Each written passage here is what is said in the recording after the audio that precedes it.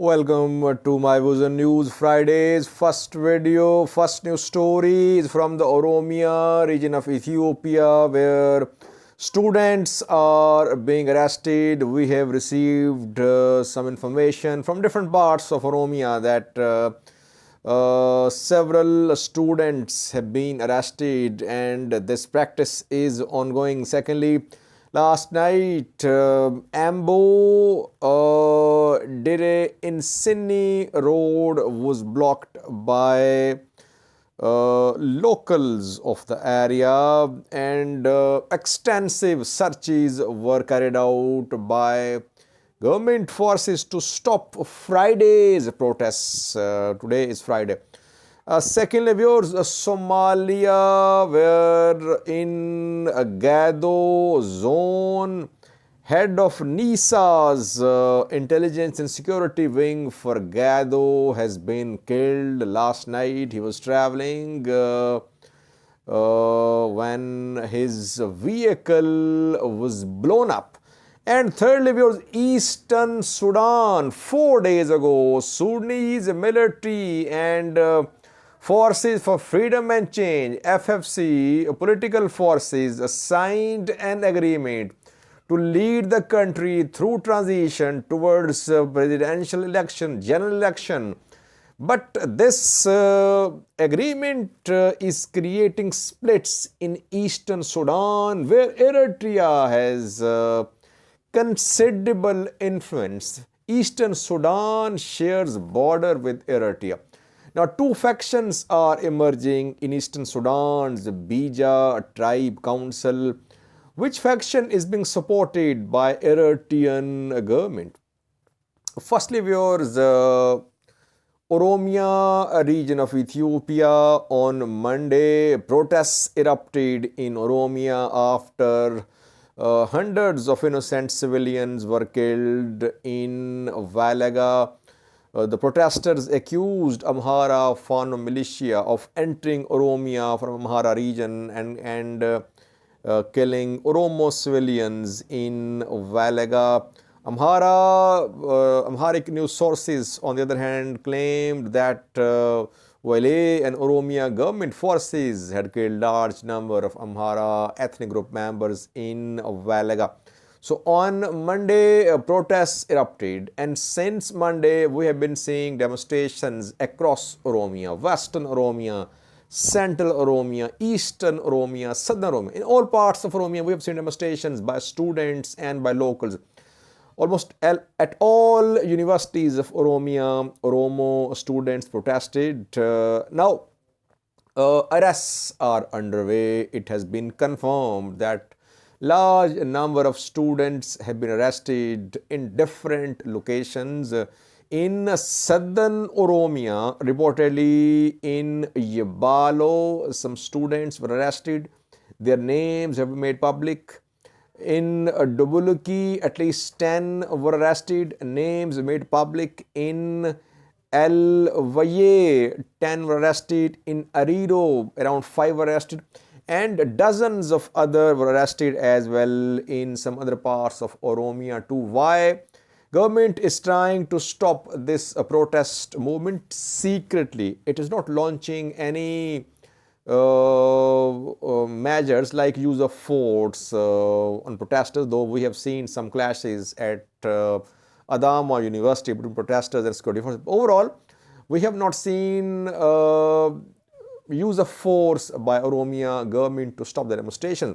But in the background, government is trying now to control the situation by arresting student leaders. That is why dozens have been arrested. And last night, extensive searches were carried out in different parts of Oromia, in areas where students live. Apartments were searched. We have received some pictures showing security forces storming the buildings where students reside.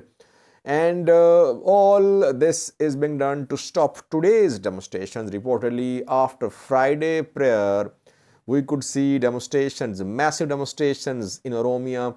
It was being planned yesterday that on Friday, after Friday prayer, people would take to the streets. Will it happen? That remains to be seen. Secondly, last night, Ambo Dire Insini road was blocked by protesters. We have not seen lots of roadblocks. Mainly, protests were peaceful. There was no violence. Jawar Mohammed, Oromo Federalist Congress Vice Chairman, 2 days ago warned the government against arrests. But arrests are happening. Jawar is outside Ethiopia, Bekele Garba too.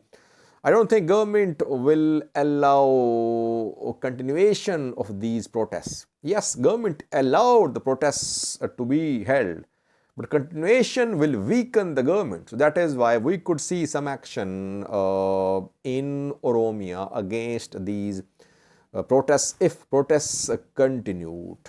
Secondly, we have Somalia, where we know that Somalia's government officials, Somalia's politicians, tribal elders are laying down their lives in the fight against armed group Al-Shabaab in control of 1/3 of Somalia. Several governments in Somalia in their tenures launched offensives against Al-Shabaab, but Al-Shabaab could not be considerably weakened.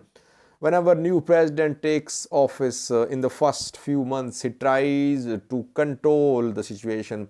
He launches offensives against Al-Shabaab, but then the momentum loses pace and the governments end up losing more ground to Al-Shabaab.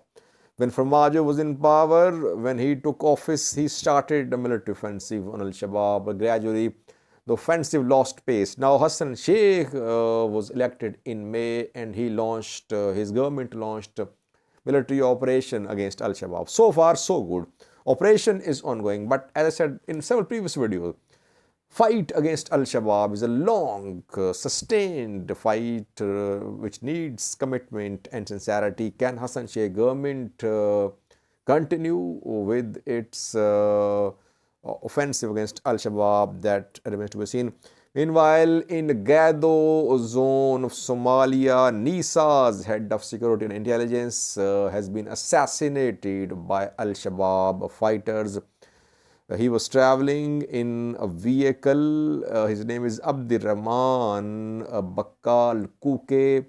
He was traveling between Lok and Dolo. Between Lok and Dolo cities, his car, his vehicle blew up. It means there was some device, some bomb fitted under or somewhere in the vehicle, or there was some device planted on the road and it exploded. He died in this incident. NISA's former official was injured in this blast. So you see that top government officials, military commanders, politicians, tribal elders, they're laying down their lives.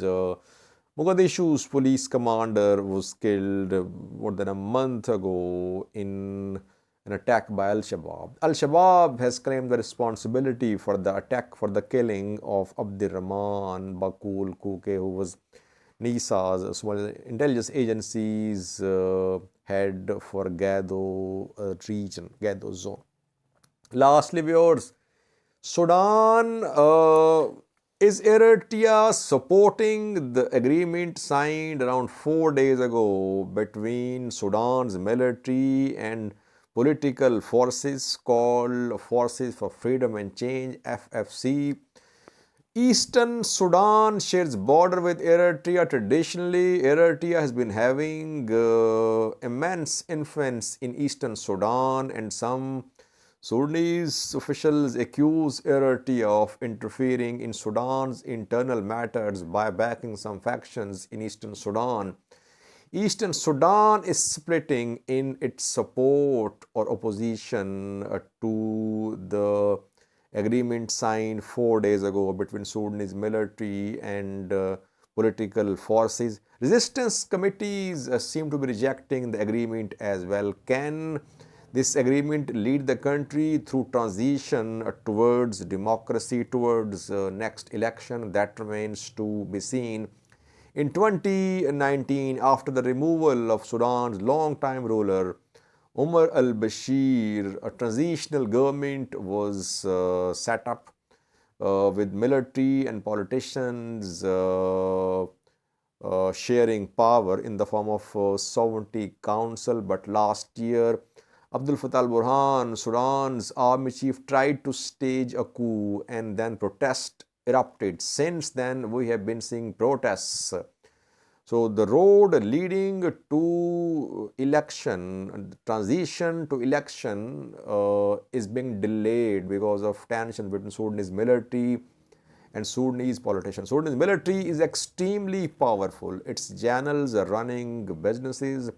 Sudanese military is running multiple businesses, and political forces in Sudan are weak and not united. In Eastern Sudan, Beja Tribe Council is a key player. The council has split in its support for the agreement signed 4 days ago. Syed Terek, who was head of mainstream High Council of Beja, Nazir, an independent chieftains, is backing the agreement, but Adarob wing of Beja Tribe Council seems to be rejecting the deal signed between the military and political forces. Who is Eritrea supporting? Is Eritrea supporting Syed Terek, or is it supporting Adaro wing of Beja Tribe Council? Reportedly, Eritrea is supporting Adaro wing, which is opposing the agreement signed 4 days ago. International community welcomed the agreement. We saw that Middle Eastern countries, UK, US, UN, all welcomed the agreement signed 4 days ago. Eritrea is silent, but some sources say Eritrea is backing Adaro wing of Beja Tribe Council, which is opposing the deal signed and which is against the appointment of Syed Tariq as well in the implementation of the agreement regarding transition towards election. Thank you for watching.